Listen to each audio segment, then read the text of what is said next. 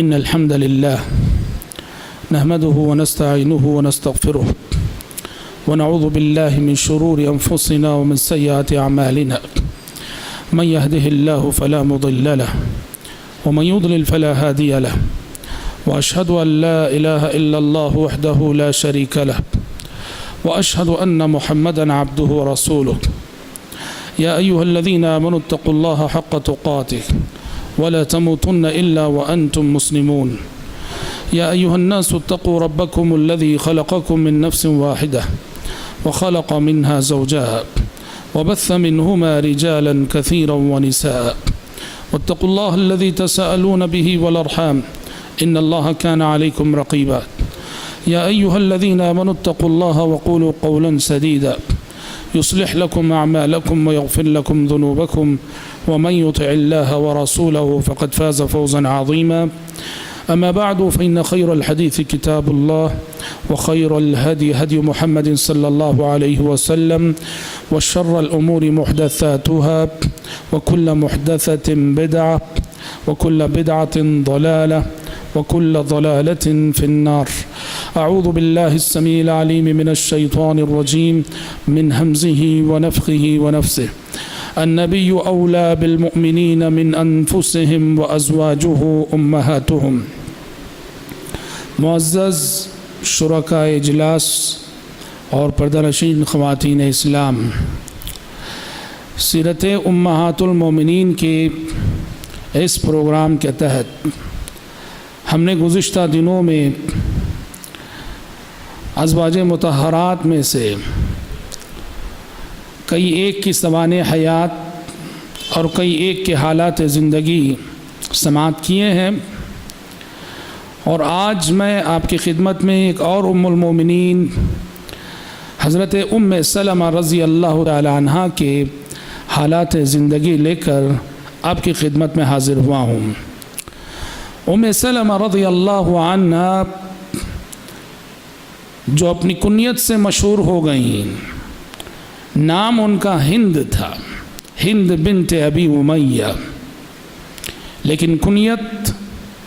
اپنے بیٹے سلمہ کے حوالے سے ام سلمہ کہلائیں، اور اسی کنیت سے وہ جانی گئیں، پہچانی گئیں۔ ام سلمہ رضی اللہ عنہا بیک وقت عظیم صحابہ کے رشتہ دار، اور رشتے کے اعتبار سے دیکھا جائے تو بعض دشمنان رسول سے بھی ان کا رشتہ جڑتا ہے،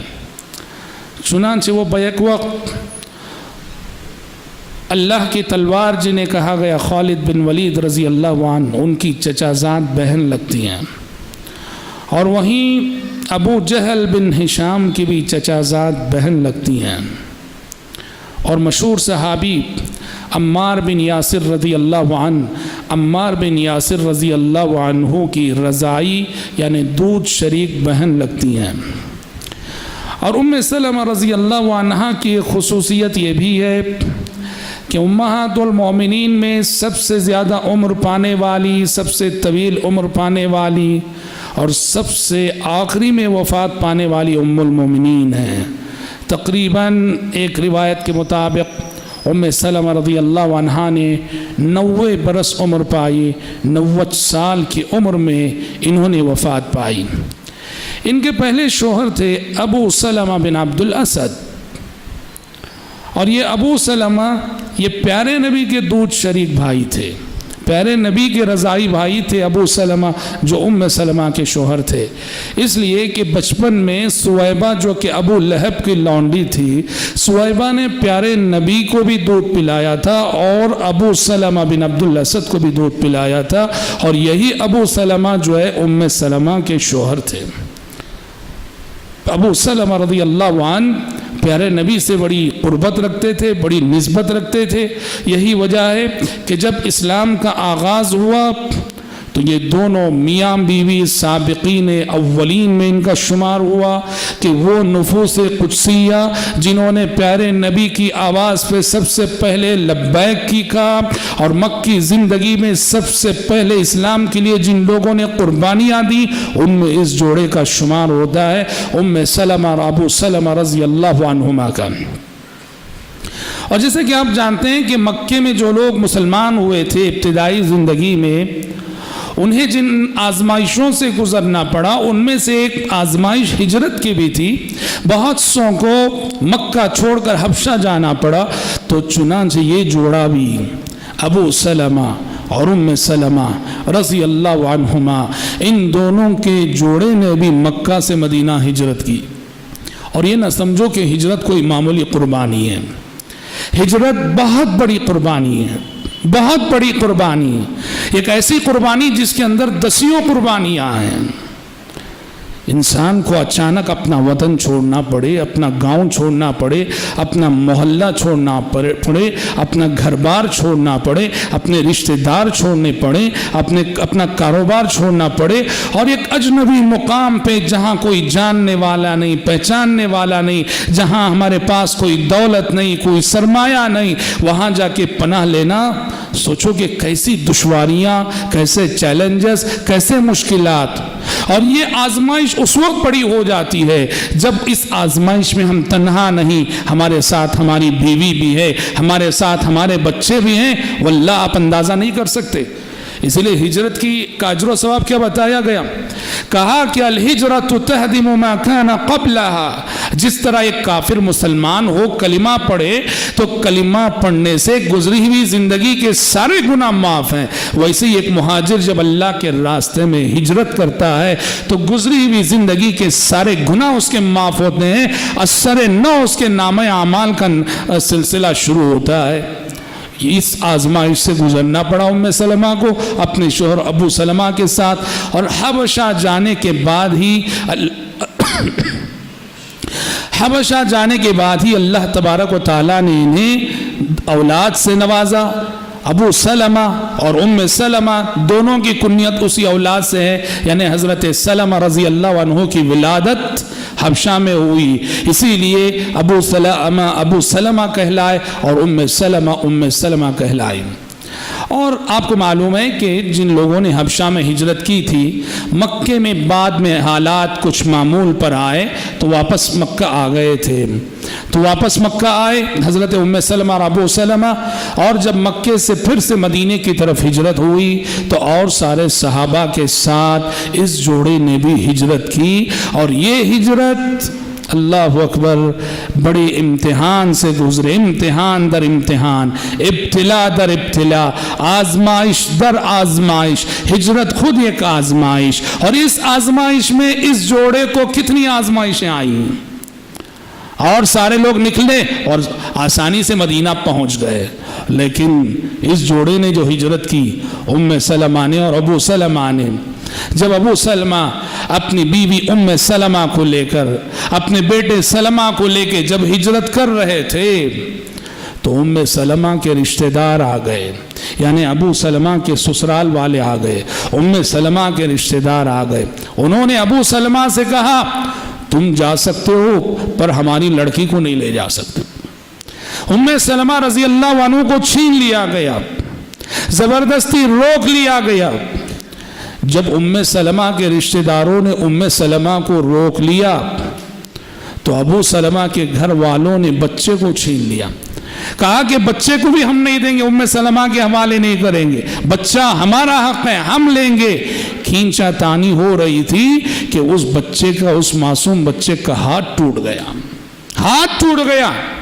دیکھو کتنی بڑی قربانی، اور بالآخر ابو سلمہ اکیلے تنے تنہا بیوی کو چھوڑ کر، بچے کو چھوڑ کر فی سبیل اللہ مدینہ روانہ ہو گئے، اور یہاں ام سلمہ رضی اللہ عنہا شوہر سے جدا ہو کر، بچے سے جدا ہو کر مکے میں ہمیشہ روتی رہتی تھی۔ سیرت کی کتابیں یہاں تک لکھتی ہیں کہ وہ اپنے گھر سے نکل کے بسا اوقات مدینے کے راستے پہ آپ بیٹھتی، مدینے کی طرف دیکھتے ہوئے، یہاں تک کہ چند دنوں بعد خود انہی کے رشتہ داروں میں سے کسی کو ان کی حالت زار پہ رحم آیا، روزینہ جاتی ہیں مدینے کے راستے پہ بیٹھتی ہیں اور مدینے کی طرف دیکھتی ہیں، روتی ہیں، آنسو بہاتی ہیں، شوہر کی یاد ہے، اللہ کے راستے میں ہجرت کی تڑپ ہے۔ بالآخر ان کے خاندان والوں نے ہجرت کی اجازت دے دی، ان کا بچہ انہیں لوٹا دیا گیا۔ اپنے اس ننھے معصوم بچے سلمہ کو لے کر ام سلمہ رضی اللہ عنہا تنے تنہا مدینے کی طرف روانہ ہو گئی۔ ایک طویل مسافت تنہا انہوں نے طے کی۔ بعد میں راستے میں عثمان بن طلحہ سے ان کی ملاقات ہو گئی۔ تنہا عورت کو جاتے دیکھ کر، تنہا ام سلمہ کو جاتے دیکھ کر عثمان بن طلحہ نے مدینے تک ان کی رفاقت نبھائی اور مدینے تک پہنچا دیا۔ حضرت ام سلمہ بڑی تعریف کرتی تھی عثمان بن طلحہ کی اپنی زندگی میں کہ اللہ کے اس بندے نے اس مشکل گھڑی میں جب میں اکیلی تنے تنہا مدینے کی طرف چل رہی تھی، اس شخص نے میری جو مدد کی، میرا جو ساتھ دیا اور مدینے تک میری جو رفاقت نبھائی۔ ام سلمہ رضی اللہ عنہا بڑا ذکر خیر کیا کرتی تھیں۔ مدینہ آ گئیں، اپنے شوہر ابو سلمہ سے مل گئیں، لیکن ابو سلمہ کے ساتھ ان کی یہ صحبت، ان کا یہ رشتہ زیادہ طویل نہ رہا کہ غزوہ احد میں حضرت ابو سلمہ رضی اللہ عنہ زخمی ہو گئے، اور زخمی ہو کر یوں کہیے کہ زخموں کی تاب نہ لا سکے اور وفات پا گئے۔ دیکھو، آزمائش در آزمائش اس دنیا میں لوگ سمجھتے ہیں کہ ہم جب اللہ کے راستے میں نکلے ہیں، دین کی خدمت کے لیے نکلے ہیں، تو ہر قدم ہمارا استقبال ہونا چاہیے، حالات ہمارا استقبال کریں گے، ماحول ہمارا استقبال کرے گا، زمانہ ہمارا استقبال کرے گا، لوگ ہمارا استقبال کرے گا۔ نہیں، اللہ کے راستے میں جب نکلو گے، دین کی خدمت کے لیے نکلو گے، آپ کا استقبال پھول نہیں کریں گے، آپ کا استقبال کانٹے کریں گے، آپ کا استقبال چیلنجز کریں گے، آپ کا استقبال مصیبتیں کریں گی، آپ کا استقبال آزمائشیں کریں گی۔ دیکھو اس جوڑے کی زندگی میں پہلے ہجرت حبشہ، پھر ہجرت مدینہ، اور ہجرت مدینہ میں جدائی شوہر اور بیوی کے درمیان، ماں اور بچے کے درمیان، ہجرت مدینہ میں ہاتھ کا ٹوٹنا، اور پھر مدت کی جدائی کے بعد جب شوہر سے ملی ہیں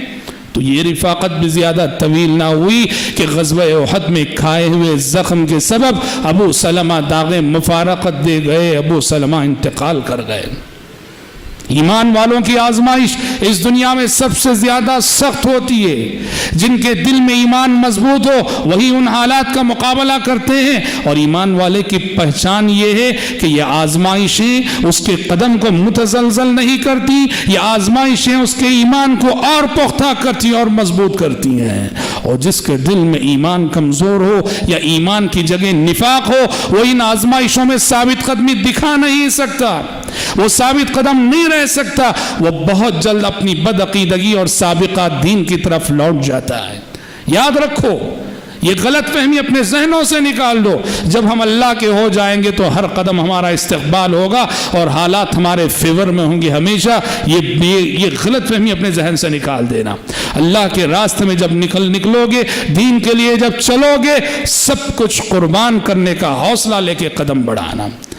اللہ کے پاس شرط یہ ہے، یہاں کھونے کے بعد ہی پانے کا مرحلہ آتا ہے، یہاں کھونے کے بعد ہی پانے کا مرحلہ آتا ہے۔ بنا کھوئے پانے کا تصور نہیں ہے ایمان والوں کے لیے۔ پہلے کھونا ہے اللہ کے راستے میں، پہلے قربانی دینا ہے اللہ کے راستے میں، کھونے کے بعد، قربانی دینے کے بعد پانے کا مرحلہ آتا ہے۔ ابو سلمہ انتقال کر گئے، اللہ اکبر۔ پیارے نبی صلی اللہ علیہ وسلم، ابو سلمہ کا آخری وقت تھا، پیارے نبی تشریف لے گئے، دیکھا کہ انہوں نے دیدے کھڑے کر دیے ہیں، مطلب یہ ہے کہ روح پرواز کر گئی ہے۔ پیارے نبی نے ان کی آنکھیں بند کی، پیارے نبی نے ان کی آنکھیں بند کی۔ اور کسی کا بھی انتقال ہوتا ہے تو عموماً آنکھیں کھلی رہ جاتی ہیں، فوراً آنکھ بند کر دینا چاہیے۔ اگر بہت دیر آنکھ کھلی رہے گی تو پھر بعد میں بند نہ ہوگی، اور یہ کھلی آنکھ کے ساتھ کتنا حسین چہرہ ہو، بڑا بھیانک اور بڑا ڈراؤنی لگے گا۔ پیارے نبی نے فوراً آنکھ بند کی، اور آنکھ بند کرنے کے بعد کہا کہ جب روح نکلتی ہے تو نظر اس کا پیچھا کرتی ہے۔ جیسے ہی پیارے نبی نے روح کے نکلنے کی بات کی، گھر کی خواتین رونے لگی، چلانے لگی۔ پیارے نبی نے انہیں تسلی دی، صبر کی تلقین کی۔ پھر پیارے نبی صلی اللہ علیہ وسلم نے ان کے حق میں دعائیہ جملے کہتے ہوئے فرمایا اللہم اغفر لی ابی سلمہ وارفع درجتہ فی المہدیین، اے اللہ ابو سلمہ کی مغفرت فرما دے اور تیرے ہدایت یافتہ بندوں کے درجات کی بندوں میں شامل کر کے ان کے درجات کو بلند فرما دے۔ پتہ چلا کہ جب بھی کسی کے انتقال کی خبر ہمیں ملتی ہے یا جب بھی کسی انتقال شدہ شخص کے پاس ہم جاتے ہیں، نماز جنازہ میں جو دعا کریں گے وہ تو کریں گے ہی، قبر کے پاس جو دعا کریں گے وہ تو کریں گے ہی، لیکن پہلی مرتبہ جب ہمیں خبر ملتی ہے کہ فلاں کا انتقال ہو گیا، فوراً اسی وقت دعائے مغفرت کرنا چاہیے۔ ہم صرف انا للہ پڑھ کے خاموش رہ جاتے ہیں، انا للہ و انا الیہ راجعون۔ سچ ہے انا للہ پڑھنا چاہیے، انا للہ کے ساتھ ساتھ جس کی وفات کی خبر سنی ہے اس کے حق میں مغفرت کی بخشش کے کلمات کہنے چاہیے کہ اللہم اغفر لہ، بلکہ اس حدیث سے پتہ چلتا ہے کہ نام بھی لے لینا چاہیے۔ زید کا انتقال اللہم اغفر لزید، بکر کا انتقال ہوا اللہم اغفر لبکر، عمر کا انتقال ہوا اللہم اغفر لعمر وارفع درجتہ فی المہدیین، اے اللہ ان کی بخشش فرما دے اور تیرے ہدایت یافتہ بندوں میں شامل کر کے ان کے درجات کو بلند کر دے۔ ام سلمہ رضی اللہ عنہا اپنے شوہر سے جدا ہو گئیں، شوہر قضائے الہی کے مطابق انہیں داغ مفارقت دے گئے اور ام سلمہ اپنے بچوں سمیت مدینے میں تنہا رہ گئیں اور بیوہ رہ گئیں۔ ام سلمہ رضی اللہ عنہا کی بیوگی پہ ترس کھاتے ہوئے، رحم کھاتے ہوئے ابو بکر صدیق رضی اللہ عنہ نے انہیں نکاح کا پیغام دیا، پر ام سلمہ نے منظور نہ کیا۔ چند دنوں بعد عمر فاروق رضی اللہ عنہ نے نکاح کا پیغام دیا، پر ام سلمہ رضی اللہ عنہ نے منظور نہ کیا۔ پیارے نبی صلی اللہ علیہ وسلم نے ام سلمہ کی اس مشکل گھڑی میں، اس مصیبت میں، واللہ بیوہ کا درد بیوہ ہی جان سکتی ہے، بیوہ کا درد بیوہ ہی جان سکتی ہے، بیوہ عورت کا دکھ اور یتیم بچوں کا درد، واللہ اس کے درد کو کوئی دوسرا محسوس نہیں کر سکتا۔ ام سلمہ رضی اللہ عنہا اپنے یتیم بچوں کو لے کر بیوگی کے عالم میں تھی۔ پیارے نبی نے انہیں دعا سکھائی، پیارے نبی نے انہیں دعا سکھائی، کہا ام سلمہ یہ دعا پڑھتی رہو، اللہم اجرنی فی مصیبتی واخلف لی خیرا منہا، کہا کہ اللہ میری اس مصیبت میں جو دکھ مجھے پہنچ رہے ہیں، جو غم کے پہاڑ مجھ پہ ٹوٹ رہے ہیں، جو رنج و غم مجھے لاحق ہو رہے ہیں، اس مصیبت کو میرے لیے باعث اجر و ثواب بنا دے، لمحہ لمحہ میرے اجر و ثواب میں اضافہ ہو، واخلف لی خیرا منہا، اور اے اللہ بہترین جانشین مجھے نصیب فرما۔ ام سلمہ کہتی ہیں رضی اللہ عنہا، پیارے نبی کے حکم کی تعمیل کرتے ہوئے یہ دعا میں پڑھتی تو تھی، لیکن جب بھی میں یہ جملہ پڑھتی کہ واخلف لی خیرا منہا، اس سے بہترین جانشین عطا فرما، اس جملے کو پڑھتے ہوئے میں سوچا کرتی تھی من خیر من ابی سلمہ، ابو سلمہ جیسا شوہر اب کہاں سے مل سکتا ہے، ابو سلمہ سے بہترین جانشین کون ہوگا، کہاں سے ملے گا، ہمیشہ سوچا کرتی تھی، لیکن حکم تھا پیارے نبی کا، پڑھا کرتی تھی یہ دعا۔ بالآخر پیارے نبی صلی اللہ علیہ وسلم آپ کا جو دستور تھا کہ وہ خواتین، آپ اپنی زوجیت میں ان خواتین کو لیتے تھے جو خواتین اسلام کے لیے قربانی دینے کے بعد، اسلام کے لیے جان مال تن من دھن کو لٹانے کے بعد بیوہ ہو جاتی تھی،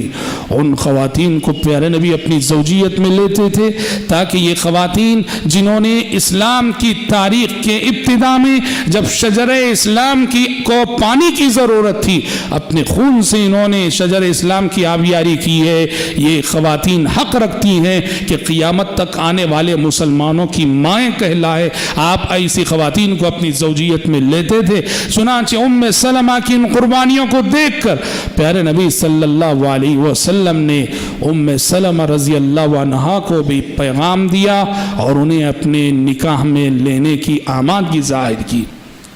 ام سلمہ کے لیے بڑے فخر کی بات تھی، بڑے اعزاز کی بات تھی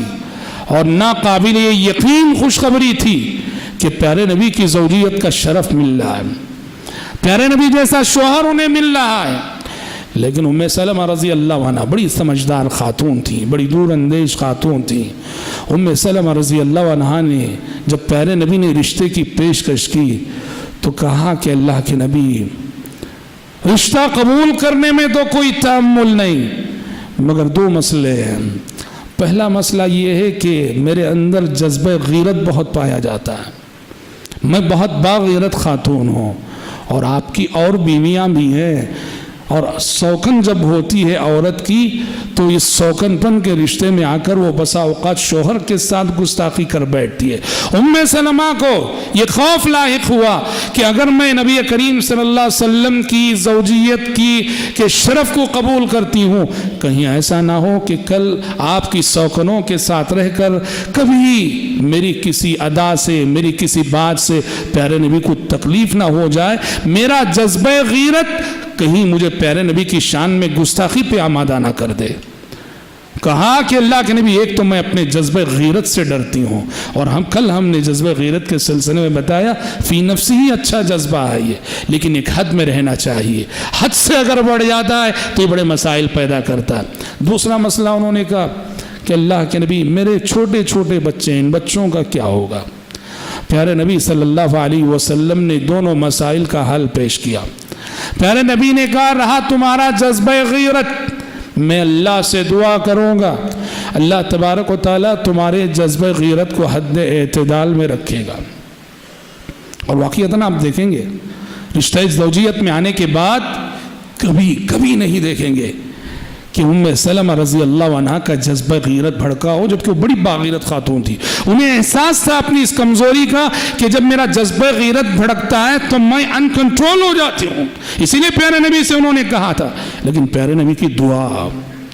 پیارے نبی نے دعا کر دی تھی ان کے جذبہ غیرت کو حد اعتدال میں رہنے کے سلسلے میں۔ پوری زندگی میں آپ دیکھیں گے کبھی کہیں ام سلمہ سے ایسی کوئی حرکت نہ ہوئی کہ جس جہاں ان کا جذبہ غیرت پیارے نبی کو کسی بھی قسم کی تکلیف کا سبب بناؤ۔ پتہ چلا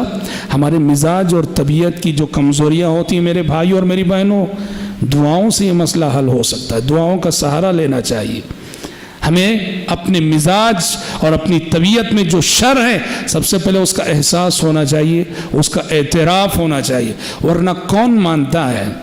ہمیں اپنی خامی اور اپنی کمزوری تو کبھی نظر نہیں آتی، ہمیں تو ہمیشہ دوسروں کی کمزوریاں ہی نظر آتی ہیں۔ ہمیں اگر اپنی خامی اور اپنی کمزوری کا احساس ہو، اعتراف ہو، اور اس اعتراف کے ساتھ رب العالمین سے دعا ہو، رب العالمین ضرور بضرور ہماری مزاج اور طبیعت کی ان کمزوریوں کی اصلاح فرمائے گا۔ پھر آپ صلی اللہ علیہ وسلم نے بچوں کا مسئلہ کہا۔ آپ شادی کرتے ہی تھے، اسی لیے آپ نے کہا میں تمہیں اپناؤں گا تمہارے بچوں کے ساتھ، ایسا نہیں کہ تمہیں اپنا لوں گا تمہارے بچوں کو چھوڑ دوں گا، تمہارے بچے وہ میرے بچے ہیں۔ اور 4 بچے تھے، درہ بیٹی تھی، درہ، عمر، سلمہ اور زینب، 2 لڑکے 2 لڑکیاں۔ پیارے نبی نے انہیں ان کے بچوں سمیت اپنایا، اور اپنا کر یہ پیغام دیا بیوہ عورت کو ایسے ہی تنہائی کی زندگی ایک عذاب ہوتی ہے، اس کے لیے اس کے معصوم بچوں کا سہارا بننا چاہیے، اور اس بیوہ عورت کا سہارا بننا چاہیے زندگی میں۔ پیارے نبی صلی اللہ علیہ وسلم نے اپنے عمل سے وہ سبق دیا۔ حضرات ام المومنین ام سلمہ رضی اللہ عنہا پیارے نبی کی زوجیت میں آنے کے بعد پیارے نبی کی زندگی میں بڑی اہمیت رکھتی تھی۔ آپ صلی اللہ علیہ وسلم کا معمول تھا، آپ صلی اللہ علیہ وسلم ہر دن عصر بعد ساری ازواج مطہرات کے پاس جاتے تھے، بس جاتے تھے علیک سلیک حالات دریافت کر لیتے، گزر جاتے۔ تو آپ کا معمول تھا ہر دن عصر بعد سب سے پہلے ام سلمہ کے پاس جا، سب سے پہلے ام سلمہ اور آخری میں عائشہ رضی اللہ عنہن جمیعات، آپ کا روزینہ کا معمول تھا۔ اور پھر ام سلمہ رضی اللہ عنہ کو یہ اعزاز بھی حاصل ہے کہ انہوں نے ایک مرتبہ جبریل امین کو انسانی روپ میں دیکھا، انسانی شکل میں دیکھا۔ ام سلمہ رضی اللہ عنہ پیارے نبی کے پاس تھیں کہ اچانک دیکھا کہ دحیہ کلبی آئے ہیں، دحیہ کلبی پیارے نبی سے بات کر رہے ہیں اور بات کر کے چلے گئے دحیہ کلبی، ایک جلیل القدر صحابی تھے دحیہ کلبی۔ فرماتی ام سلمہ رضی اللہ عنہ جب وہ بات کر کے گئے اور پیارے نبی میرے حجرے سے باہر نکلے اور ممبر پہ کھڑے ہوئے اور ممبر پہ کھڑے ہو کے آپ نے لوگوں سے گفتگو کی، تب مجھے پتا چلا وہ دحیہ کلبی نہ تھے، وہ جبریل امین تھے جو دحیہ کلبی کی شکل میں آئے تھے۔ مدنی دور میں یہ صحابی تھے دحیہ کلبی، بڑے حسین و جمیل تھے اور حضرت جبریل علیہ السلام ان کی شکل میں ان کے روپ میں آیا کرتے تھے۔ تو ام سلمہ رضی اللہ عنہ کو یہ شرف حاصل ہے کہ انہوں نے جبریل امین کو دحیہ کلبی رضی اللہ عنہ کی شکل میں دیکھا تھا۔ حضرات ام سلمہ رضی اللہ عنہ اپنی سمجھداری، اپنی دور اندیشی، اپنی دانش مندی، اپنی عقل مندی اور اپنی فراست کے حوالے سے جانی جاتی ہیں۔ عورت کے سلسلے میں کہا جاتا ہے نا تجربہ کار ہوتی ہے، جذباتی ہوتی ہے، اور یہ کہہ کر لوگ عورت کے درجے کو بہت گھٹاتے بھی نہیں۔ ان عورتوں میں یقیناً بہت ساری اتنی دانش مند، اتنی عقل مند، اتنی دور اندیش اور اتنی صائب رائے رکھنے والی ہوتی ہیں کہ اگر شوہر ان کا مشورہ لے تو اللہ اکبر اس کی زندگی کی بہت ساری مشکلات اور الجھنیں آسان ہو جائیں۔ غلط ہے جو یہ کہا جاتا ہے کہ عورت کا مشورہ نہیں لینا چاہیے، عورت کے مشورے پہ چلنے والا وہ برباد ہو جائے گا، فنا ہو جائے گا، یہ عورت کی شان میں تنقیص ہے۔ پیارے نبی صلی اللہ علیہ وسلم نے عورت کے اندر پائی جانے والی خوبیوں کی بڑی قدر کی۔ دیکھو مشہور واقعہ ہے صلح حدیبیہ جیسے نازک موقع پر، صلح حدیبیہ جیسی نازک گھڑی پر آپ صلی اللہ علیہ وسلم نے خواب دیکھا تھا کہ آپ عمرہ کر رہے ہیں۔ نبی کا خواب سچا ہوتا ہے۔ 1400 صحابہ کو لے کر عمرہ کرنے کے لیے گئے، حدیبیہ نامی مقام پہ مشرکین مکہ نے آپ کو روک دیا۔ تفصیلی واقعہ ہے، کہا کہ نہیں کر سکتے عمرہ آپ۔ پہلے تو یہ سمجھے کہ جنگ کے لیے آ رہے ہیں، لڑنے کے لیے آ رہے ہیں۔ پہلے نبی نے مشرکین مکہ کو سمجھایا کہ نہیں، ہم بالکل عمرہ کرنے کے لیے آ رہے ہیں۔ تو دونوں طرف سے سفارت کا سلسلہ چلا اور بالآخر کچھ مفاہمت ہوئی، کمپرومائز ہوا کچھ شرائط پر، اور یہ شرائط کیا تھی کہ اس سال مسلمان واپس جائیں گے، آئندہ سال آ کے عمرہ کرنا، اس سال ہم پرمیشن نہیں دیں گے عمرہ کرنے کا، ہاں آئندہ سال تمہیں اجازت ہے۔ اور اس میں سب سے بڑی بات یہ تھی کہ بعض شرائط ایسی تھیں جو پیارے نبی نے بہت دب کر مانی تھی، اور جس کو صحابہ سمجھ رہے تھے کہ یہ ہماری ہار ہے، ہماری شکست ہے۔ اور ظاہر بات ہے کہ جذبات کا موقع تھا جی، 1400 صحابہ تھے اور سب نے پیارے نبی کے ہاتھ پہ بیعت کی تھی کہ اگر لڑائی کرنا پڑے، جنگ کرنی پڑے، ہم جنگ کریں گے، لڑیں گے۔ ایسے 1400 جان نثار رکھتے ہوئے پیارے نبی نے ایسے دب کر صلح کی۔ جب مشرکین کے سفیر نے یہ کہا کہ ہمارا کوئی آدمی اگر تمہارے پاس مدینے کو آ جائے، تم لوگ اس کو لینا مت، واپس کر دینا، اور تمہارا آدمی کوئی اگر ہمارے پاس مکہ آ جائے ہم اس کو لے لیں گے، اس کو واپس نہیں کریں گے۔ پیارے نبی نے کہا منظور ہے۔ تفصیلات ہیں، میں زیادہ تفصیل میں نہیں جانا چاہوں گا، میں سیرت کے دروس میں بتا چکا ہوں۔ بہرحال ایک ایسی صلح تھی، ایک ایسا معاہدہ تھا، تھوڑی دیر کے لیے ناقابل فہم، وہ شرائط ہضم نہیں ہو رہی تھی، اور مفاہمت کا، کمپرومائز کا وہ فارمولہ صحابہ سے ہضم نہیں ہو رہا تھا۔ اور اسی موقع پہ حضرت عمر ذرا سخت کلامی بھی کر بیٹھے تھے۔ یہ صورتحال تھی، چونکہ اب واپس جانا تھا، پیارے نبی نے صحابہ سے کہا لوگو جو جانور ساتھ میں لائے ہو ذبح کر دو اور اپنے سر کے بال نکال دو، احرام کھول کے واپس مدینہ چلو۔ آپ حکم دے رہے ہیں اور آپ کے حکم کی تعمیل نہیں ہو رہی ہے۔ کبھی ایسا نہیں ہوا پیارے نبی نے حکم دیا ہو اور آپ کے حکم کی تعمیل نہ ہوئی ہو، کبھی ایسا نہ ہوا۔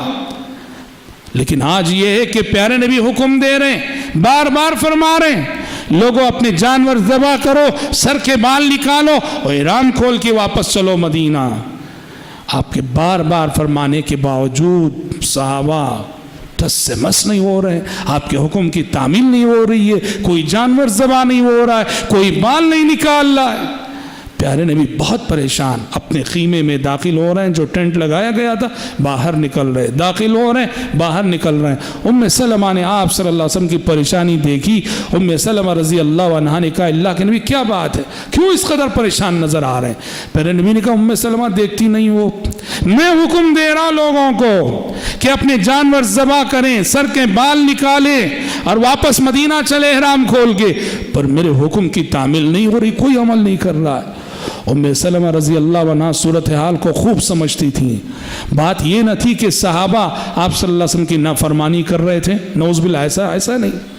وہ سب بہت ٹینشن میں تھے، وہ سمجھ نہیں پا رہے تھے جس طرح سے صلح ہوئی ہے، جس طرح سے دب کر پیارے نبی نے شرائط مانے ہیں، تو وہ بات ہضم نہیں ہو رہی تھی۔ ابھی وہ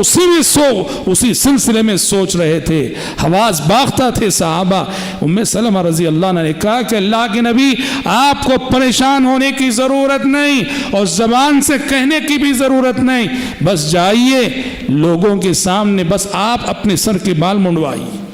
بس جائیے اور لوگوں کے سامنے، ان کی نظروں کے سامنے اپنے سر کے بال منڈوائیے، پھر دیکھیے۔ پیارے نبی نے ان کے مشورے کو قبول کیا، باہر تشریف لے گئے، حجام کو بلایا اور اپنے سر کے بال نکالے۔ پیارے نبی صلی اللہ علیہ وسلم کو بال نکالتے کیا دیکھا صحابہ نے؟ سب ٹوٹ پڑے، فوراً اپنے جانور ذبح کرنے لگے اور ہر ایک دوسرے کی جو ہے بال نکالنے لگا۔ اس طرح اتنا بڑا ٹینشن جو پیارے نبی کو لاحق ہوا تھوڑی دیر کے لیے، پیارے نبی سمجھ رہے تھے میں حکم دے رہا ہوں، میرے حکم کی تعمیل نہیں ہو رہی ہے۔ ام سلمہ رضی اللہ عنہا نے موقع کو سمجھا، حالات کی نزاکت کو سمجھا، اور جو اقدام اس صورتحال میں ہونا چاہیے تھا وہ اقدام کرنے کا مشورہ پیارے نبی کو دیا، اور پیارے نبی نے ان کے مشورے کو قبول کیا، اور اس طرح سے آسانی سے وہ مسئلہ حل ہو گیا۔ اور بعد میں آپ سب جانتے ہیں کہ آسمان سے آنے والی وحی نے اس صلح کو بہت بڑی فتح قرار دیا تھا، بہت بڑی فتح اور بہت بڑی جیت قرار دیا تھا، اور بعد کے حالات نے بتایا کہ واقعتاً یہ صلح کیسے فتح مبین تھی۔ حضرات، ام سلمہ رضی اللہ عنہا کی فضیلت کا ایک پہلو یہ بھی تھا، ان کی منقبت کا ایک پہلو یہ بھی تھا کہ پیارے نبی سے کبھی کبھار یہ سوالات کرتی، ان کے سوال کو رب العالمین اتنی اہمیت دیتا کہ ان کے سوال کے جواب میں آسمان سے وحی نازل ہو جاتی۔ قرآن کی کئی آیتیں ایسی ہیں جو ام سلمہ رضی اللہ عنہا کے سوال پہ نازل ہوئی، رب العالمین نے گویا ان کے سوال پہ آیتیں نازل کر کے بتا دیا کہ رب العالمین کے پاس بھی نیک ایمان اور دیندار خواتین کا کتنا لحاظ ہے۔ انہوں نے پیارے نبی سے ایک مرتبہ سوال کیا، سوال کرتے ہوئے کہا کہ اللہ کے نبی کیا بات ہے، مردوں کو تو جہاد کا حکم ہے مگر ہمیں جہاد کا حکم نہیں ہے، اور مردوں کے لیے تو ڈبل میراث ہے، ہمارے لیے ان کا آدھا حصہ ہے۔ آسمان سے وہی نازل ہو گئی، وَلَا تَتَمَنَّوْا مَا فَضَّلَ اللَّهُ بِهِ بَعْضَكُمْ عَلَى بَعْضٍ، کہا کہ اللہ تعالیٰ نے مرد کو مرد بنا کر، عورت کو عورت بنا کر، دونوں میں سے ایک کو خاص خاص فضیلتیں عطا کی ہیں، اور مرد کو بعض ناحیوں سے عورت پہ کچھ فوقیت عطا کی ہے۔ یہ جو فضیلتیں اللہ نے دے رکھی ہیں ان کی آرزو نہ کرو، کوئی عورت یہ نہ سوچے کہ کاش میں مرد ہوتی، کوئی عورت یہ نہ سوچے کہ مجھے بھی وہ سارے حقوق ملتے جو مرد کو مل رہے ہیں۔ کوئی وَلَا تَتَمَنَّوْا مَا فَضَّلَ اللَّهُ بِهِ بَعْضَكُمْ عَلَى بَعْضٍ۔ ایک مرتبہ ام سلمہ رضی اللہ عنہا نے سوال کیا پیارے نبی سے، کہا کہ اللہ کے نبی کیا بات ہے کہ قرآن مجید ہمیشہ ہر جگہ صرف مردوں ہی سے خطاب کرتا ہے، یا ایھا الذین آمنوا، یا ایھا الذین آمنوا صرف مردوں ہی سے خطاب کرتا ہے، ہم عورتوں سے خطاب کیوں نہیں ہوتا، ہم عورتوں کا خاص طور پہ ذکر کیوں نہیں ہوتا آسمان سے آنے والی وحی میں؟ ایک خواہش تھی ان کی، ایک جذبہ تھا ان کا۔ رب العالمین نے ساتویں آسمان کے اوپر سے ان کے جذبات کا لحاظ رکھا، اور سورہ احزاب میں ان کے سوال کا جواب دیتے ہوئے وہ عظیم آیت نازل فرما دی کہ ان المسلمین والمسلمات والمؤمنین والمؤمنات والقانتین والقانتات والصادقین والصادقات والصابرین والصابرات والخاشعین والخاشعات والمتصدقین والمتصدقات والصائمین والصائمات والحافظین فروجهم والحافظات والذاکرین اللہ کثیرا والذاکرات اعد اللہ لهم مغفرة واجرا عظیما۔ اس آیت میں اللہ تعالیٰ نے نیکی کے بہت سارے میدانوں کا تذکرہ کیا، بہت ساری اچھی صفات کا تذکرہ کیا، تو مرد کے ساتھ ساتھ الگ سے خواتین کا تذکرہ کیا، کہا مسلمان مرد مسلمان عورتیں، مومن مرد مومن عورتیں، خشوع خضوع اختیار کرنے والے مرد، خشوع خضوع اختیار کرنے والی عورتیں، سچ بولنے والے مرد، سچ بولنے والی عورتیں، صدقہ کرنے والے مرد، صدقہ کرنے والی عورتیں، روزے دار مرد، روزے دار عورتیں، اللہ کا ذکر کرنے والے مرد، اللہ کا ذکر کرنے والی عورتیں، عزت و آبرو کی حفاظت کرنے والے مرد، عزت و ناموس کی حفاظت کرنے والی عورتیں، اعد اللہ لہم مغفرۃ واجرا عظیما، اللہ نے ان سب کے لیے بخشش، مغفرت اور اجر عظیم کی دولت تیار کر رکھی ہے۔ اللہ نے ام سلمہ کے سوال پر یہ آیت نازل کر کے بتا دیا کہ قرآن جب صرف یا ایھا الذین آمنوا کہتا ہے تو مطلب یہ نہیں کہ وہاں صرف مرد مخاطب ہیں، عورتیں بھی مخاطب ہوتی ہیں۔ یہ اور بات ہے کہ تقریباً صیغہ مردوں کا استعمال کیا جاتا ہے، ورنہ عورت نہ صرف یہ کہ نیکی اور خیر کے میدانوں میں مرد کے دوش بدوش مرد کے ساتھ ساتھ چل سکتی ہے، بلکہ کبھی وہ مریم کے روپ میں، آسیہ کے روپ میں، خدیجہ کے روپ میں اور عائشہ کے روپ میں آ کر وہ قیامت تک آنے والے مردوں کے لیے نمونہ، آئیڈیل اور اسوہ بھی بن سکتی ہے۔ یہ پیغام اللہ تعالیٰ نے سورۃ الاحزاب کی اس آیت کو نازل کر کے دیا، جو آیت کے ام سلمہ رضی اللہ عنہا کے سوال پہ نازل ہوئی تھی۔ ایک اور موقع پہ ام سلمہ رضی اللہ عنہا نے کہا، اللہ کے نبی، ہجرت میں ہم خواتین نے بھی ہجرت کی ہے، خواتین کی ہجرت کا تذکرہ قرآن میں کیوں نہیں ہوتا؟ رب العالمین نے آسمان سے وہ آیت نازل فرمائی جو سورہ آل عمران کے آخری رکوع میں ہے، فاستجاب لهم ربهم أني لا أضيع عمل عامل منكم من ذكر أو أنثى بعضكم من بعض فالذين هاجروا وأخرجوا من ديارهم وأوذوا في سبيلي وقاتلوا وقتلوا لأكفرن عنهم سيئاتهم۔ اللہ تعالیٰ نے اس آیت میں اس کی راہ میں ہجرت کرنے والے مرد اور اس کی راہ میں ہجرت کرنے والی عورتوں کی فضیلت بتائی ہے۔ اس طرح ام سلمہ رضی اللہ عنہا کی فضیلت اور منقبت کا ایک پہلو یہ ہے، ان کے سوال پر آسمان سے وحی آتی تھی کئی بار۔ حضرات، پیارے نبی صلی اللہ علیہ وسلم کی وفات کے بعد اور عہد خلافت راشدہ کے آخری ایام میں حضرت عثمان رضی اللہ عنہ کی شہادت کے بعد جو اختلافات مسلمانوں میں رونما ہوئے اور جو انتشار مسلمانوں میں ہوا، ام سلمہ رضی اللہ عنہ ام المومنین ہونے کی حیثیت سے انہوں نے انتشار اور اختلاف کے ماحول میں امت کو سنبھالنے کی بڑی کوشش کی، امت کو سنبھالنے کی بڑی کوشش کی، اپنے مشوروں سے، اپنے علم سے، اپنی صاحب رائے سے انہوں نے امت کو متحد کرنے کی بڑی کوشش کی۔ ماں عائشہ صدیقہ رضی اللہ عنہا جب جمل کے لیے نکل رہی تھی، ام سلمہ رضی اللہ عنہا نے سمجھانے کی کوشش کی، مشورہ دیا کہ مائی مت جاؤ، میرا مشورہ ہے کہ نہ جائیں تو اچھا ہے۔ امیر معاویہ رضی اللہ عنہ جب خلیفہ بنے، بعض لوگوں نے کہا کہ ہم ان کے ہاتھ پہ بیعت نہیں کریں گے، ام سلمہ رضی اللہ عنہ نے ان لوگوں کو بلا کے سمجھایا، کہا کہ بیعت کرو، پیارے نبی صلی اللہ علیہ وسلم کی تعلیمات یہی ہیں، بغاوت کو رجحان نہیں رکھنا چاہیے۔ چنانچہ ان کے مشورے پر کئی لوگ جو امیر معاویہ رضی اللہ عنہ کے ہاتھ پہ بیعت کرنے سے گریز کر رہے تھے، انہوں نے بیعت کی۔ اور جب ام سلمہ رضی اللہ عنہ کو حضرت حسین ابن علی رضی اللہ عنہ کی شہادت کی خبر ملی، حضرت حسین جو شہید ہوئے، اتنا دکھ ہوا، حضرت ام سلمہ کو اتنی غم زدہ ہوئی، بعض روایتوں سے پتہ چلتا ہے کہ ام سلمہ رضی اللہ عنہا بے ہوش ہو گئیں، بے ہوش ہو گئیں حضرت حسین رضی اللہ عنہ کی شہادت کی خبر سن کر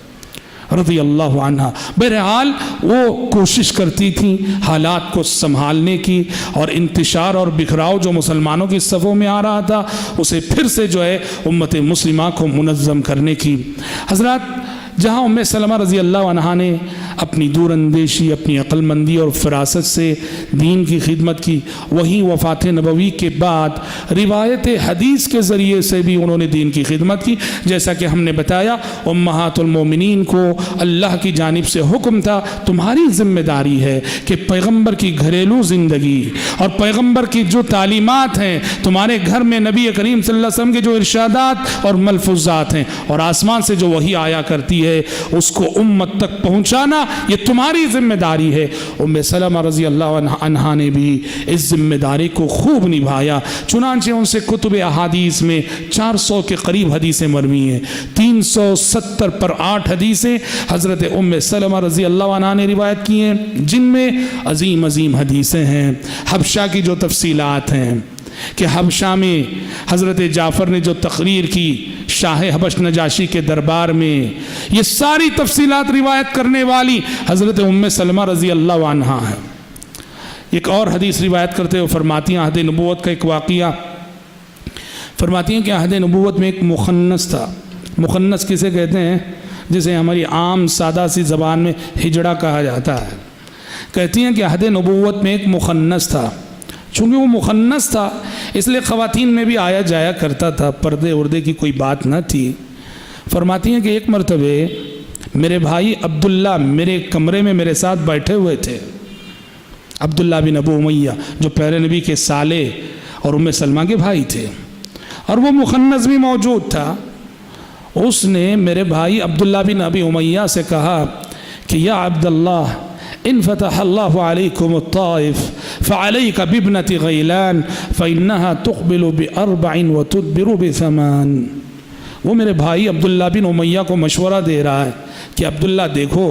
اگر کل کے روز طائف فتح ہو جائے نا، جو مشہور شہر تھا طائف اگر فتح ہو جائے، وہاں غیلان کی ایک بیٹی ہے، اس کو حاصل کرنے کی کوشش کرنا، وہ ایسی ہے وہ ایسی ہے، اس کی صفات گنانے لگا۔ ام سلمہ رضی اللہ عنہ فرماتی ہیں پیارے نبی اتنے میں آ گئے اور پیارے نبی نے یہ بات سن لی۔ اتنا غصہ آیا پیارے نبی کو، اتنا غصہ آیا، پیارے نبی نے اسی وقت حکم دے دیا۔ آپ صلی اللہ علیہ وسلم سمجھ رہے تھے کہ مخنث تو ہے مگر سنجیدہ مزاج کا ہے، ایسے جنسی رجحانات شاید نہ رکھتا ہوگا، لیکن اس کی اس گفتگو سے پیارے نبی کو لگا کہ یہ جنسی مزاج رکھنے والا، جنسی رجحانات رکھنے والا۔ اسی دن آپ نے حکم دے دیا آج کے بعد یہ کسی عورت کے سامنے نہیں آئے گا اور کوئی مسلمان عورت اس مخنث کے سامنے نہ آئے۔ اور پھر اتنا ہی نہیں، فرماتی ام سلمہ رضی اللہ عنہا اس مخنث کو آپ نے کیا سزا دی؟ آپ نے نہ صرف یہ کہ عورتوں کو پردہ کرنے کے لیے کہا اس مخنث سے، بلکہ اس کو مدینے سے باہر نکال دیا۔ کہا کہ مدینے کے اندر تمہیں رہنے کی اجازت نہیں، مدینے سے نکال باہر کیا۔ جانتے ہو کس چیز کی سزا ہے، کس جرم کی سزا ہے؟ اسلام کے نزدیک پردے کا کتنا وسیع تصور ہے، دیکھو اسلام کے نزدیک قطعا ناقابل برداشت ہے یہ بات کہ مردوں کی مجلس ہو اور مردوں کی مجلس میں عورت موضوع ہو اور مرد یہ بحث کر رہے ہوں کہ کون عورت کیسی ہے، موٹی ہے، تبلی ہے، گوری ہے، کالی ہے، ایسے چلتی ہے، ویسے چلتی ہے۔ اسلام ہرگز اس مزاج کو برداشت نہیں کرتا کہ اجنبی مردوں کی مجلس میں کسی عورت کا جو ہے تذکرہ موضوع بحث بنے، اور مرد سب جو ہے پردے کا وسیع تصور۔ پردہ صرف یہ نہیں کہ ہم آنکھیں نیچی کر لیں، اور پردہ صرف یہ نہیں کہ عورت جو ہے برقع پہن کے باہر نکل جائے، پردہ جو ہے خیالات کا بھی ہوتا ہے، پردہ جو ہے افکار کا بھی ہوتا ہے، فکر کا بھی ہوتا ہے، دماغ کا بھی ہوتا ہے، دل کا بھی ہوتا ہے۔ کہا کہ پردہ اس وسیع معنی میں پردے کو اپناؤ کہ تمہارے ذہن و دماغ میں، تمہارے خیالات میں بھی کسی اجنبی عورت کے اس کے محاسن کو نہ بساؤ۔ اب چونکہ یہ شخص وہ بھی بڑے گھٹیا انداز میں کہہ رہا تھا، اس کو ضرور اپنانا، اس لیے کہ وہ ایسی ہے کہ جب وہ آتی ہے تو 4 شکنیں پڑتی ہے اور جاتی ہے تو 8 شکنیں پڑتی ہیں۔ بتانا چاہتا بہت موٹی ہے، ایسی ہے، ویسی ہے۔ پیارے نبی جو کہ رحمت للعالمین ہے، آپ کو اتنا غصہ آیا کہ پیارے نبی صلی اللہ علیہ وسلم نے اس کو مدینے سے نکال باہر کیا۔ کہا کہ ایسے لوگ جو عورتوں کو غور سے دیکھتے ہیں پھر مردوں کے سامنے جا کے ان کی خوبیوں کا تذکرہ کرتے ہیں، یہ مسلم سماج میں رہنے کے لائق لوگ نہیں۔ اللہ کی قسم یہی تعلیمات ہیں جس سے کسی بھی عورت کی ناموس کی، آبرو کی حفاظت ہو سکتی ہے۔ عورت کو پوری طرح سے برہنہ کر کے آپ چاہو کہ ہم عورت کی حفاظت کریں گے، قیامت کی صبح تک نہیں ہونے والا ہے۔ آج جو مغربی تہذیب، ویسٹرن کلچر، مغربی یعنی آزادی نسوان کے نام پر عورتوں کی آزادی کے نام پر جو کچھ کر رہا ہے، عورت کو نعوذ برہنہ کر کے رکھ دیا اور چاہتا ہے کہ عورت کی حفاظت کرے۔ یاد رکھو قیامت کی صبح تک یہ حفاظت نہیں ہوگی، اور دلی میں گینگ ریپ کے جیسے حادثات ہو رہے ہیں، ہمارے شہر بنگلور میں بھی ہوئے، یہ قیامت کی صبح تک ہوتے رہیں گے۔ میڈیا والے چلاتے ہی رہ جائیں گے، دنیا چیختی رہ جائے گی، جب تک اسلام کا یہ تصور جو پردے کا اسلام نے دیا ہے یہ لاگو نہ ہوگا سماج میں، عورت کی حفاظت نہیں ہو سکتی، اس کی آبرو کی، اس کی ناموس کی، اس کی جوانی کی حفاظت نہیں ہو سکتی۔ تو ام سلمہ رضی اللہ عنہا نے اس طرح کی بڑی عظیم حدیثیں نبی کریم صلی اللہ علیہ وسلم سے روایت کی ہیں، جیسا کہ ہم نے کہا 370 پر 8 حدیثیں کل تعداد ہے ام سلمہ رضی اللہ عنہ کی روایت کردہ احادیث کی۔ بہرحال ایک مثالی زندگی گزارنے کے بعد مشہور قول کے مطابق 61 ہجری میں ماہ ذی القعدہ میں ام سلمہ رضی اللہ عنہا اس دار فانی سے کوچ کر گئیں اور ان کا انتقال ہو گیا، اور انتقال کے بعد مدینہ کے قبرستان بقیع میں حضرت ام سلمہ رضی اللہ عنہا مدفون ہے۔ یقیناً یہ اپنی غیر معمولی صلاحیتوں، اپنی دور اندیشی، اپنے علم، اپنے جذب عمل سے قیامت تک آنے والے مردوں کے لیے بھی اور قیامت تک آنے والی عورتوں کے لیے بھی نمونہ ہے۔ دعا ہے رب العالمین سے اللہ تعالی ہم مردوں کو بھی اور خصوصاً ہماری ماؤں بہنوں کو ان ازواج مطہرات کے نقش قدم پر ہر شعبہ زندگی میں چلنے کی توفیق عطا فرمائے، آمین۔ وآخر دعوانا الحمد للہ رب العالمین۔